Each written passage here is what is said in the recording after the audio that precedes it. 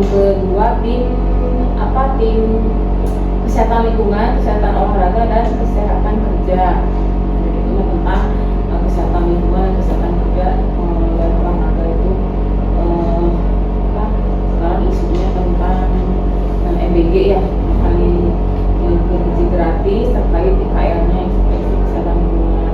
Terus yang terakhir di kesehatan keluarga dan gizi, keska gizi itu mengurusi tentang kesehatan siklus hidup dari ompong lagi, dari bayi balita, kemudian bayi anak sekolah, kemudian remaja, kemudian sampai lansia, kemudian gizi, sekarang gizi lainnya tentang stunting atau status gizi.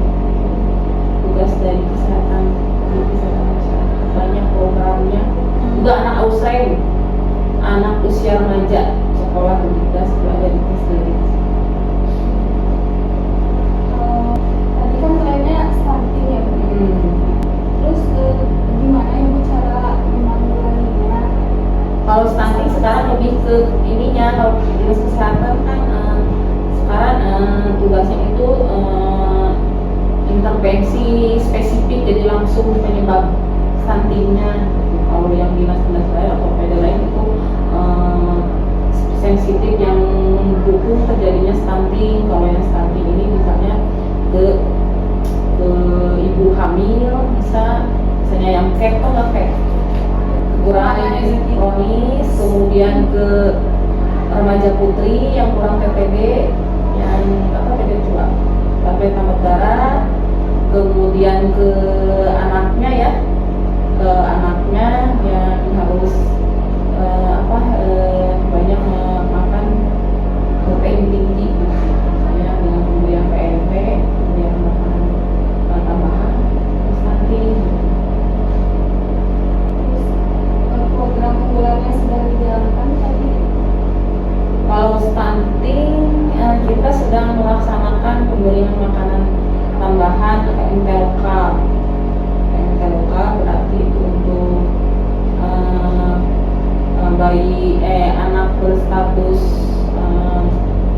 stunting sih enggak. Kalau stunting diobati, bukan diobati sih, diintervensi dengan PKMK, pemberian makanan khusus medis itu untuk diresepkan oleh dokter spesialis anak berupa susu lah, susu yang khusus untuk medis itu. Terus kalau yang PMT lokal itu berarti menu yang syarat dengan protein hewani ya, karena PMT lokal itu diberikan kepada bayi balita yang kurang berat badannya. Pokoknya jangan sampai stunting gitu. Kalau udah stunting kan susah. Berat badan kurang sama berat badan tidak naik, itu bisa dilihat dari status gizi yang ada di tiap puskesmas. Kita kumpulkan di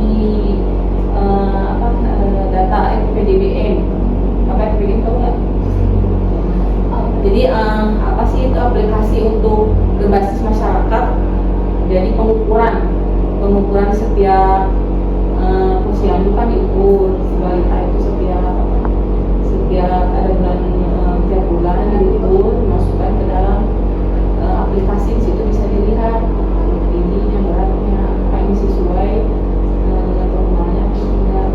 Jadi posyandu itu catatannya suka pakai buku ya? Ada buku juga, itu mah manual tapi tetap dimasukkan ke aplikasi. Kan kita sekarang harus berbasis ini elektronik, jadi online. Strategi dinas kesehatan dalam menjangkau masyarakat yang kesulitan akses pelayanan kesehatan, misalnya karena jarak jauh atau biaya yang sulit. Kalau di kota Tasikmalaya sih nggak ini ya, udah bisa dijangkau itu sama puskesmas aja. Di kota Tasikmalaya ada 22 puskesmas. Insya Allah masyarakat bisa menjangkau, dan sekarang meskipun tidak menjangkau, misalnya untuk yang lansia kan mungkin nggak bisa ke puskesmas. Kita ada kunjungan visit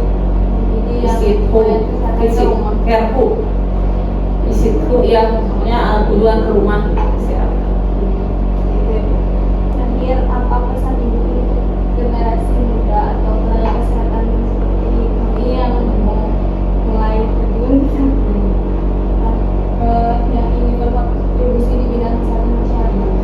khususnya untuk yang mahasiswa ya, yang sekarang kesehatan masyarakat bisa lebih memahami ternyata di masyarakat itu masih kesehatan masyarakat ini khususnya ya kesehatan keluarga yang ini masih punya masalah. Bukan masalah sih, perlu edukasi dan pelayanan yang tinggi karena kan kalau dinas kesehatan itu lebih mempersiapkan generasi muda khususnya dari mulai catim kalau ini calon pengantin kan, jangan sampai kurang darah, kurang gizi gitu kan nanti akan menghasilkan akan memberikan keturunan yang lebih sehat lagi. Kalau misalnya kurang darah, maybe pas lahiran anaknya BBL dari berat rendah ya, itu akan menyebabkan stunting. Jadi itu merupakan salah satu tantangan ke depannya untuk mempersiapkan generasi yang lebih sehat. Terus ya strateginya itu seperti apa? Salah satunya promosi kesehatan itu juga perlu, karena promosi kesehatan itu merupakan edukasi bagaimana cara meningkatkan salah satunya mungkin sanitasi terkait counseling, gizi ya, kesehatan lainnya, terutama penyakit menular itu kan lebih ada lagi bidangnya ya, bidang pengendalian penyakit, pencegahan dan pengendalian penyakit. Kalau kesehatan masyarakat lebih ke keluarganya dan sanitasi serta promosi kesehatan. Ya. Sebelumnya makasih ya udah membantu tugas saya untuk mata kuliah advokasi kesehatan. Ya sama-sama, karena advokasi kesehatan itu sangat penting untuk nanti juga kedepannya apalagi ini kan nanti sudah lulus jadi SKM ya, diperlukan advokasi untuk kelancaran program-program untuk kesehatan. Sukses. Amin.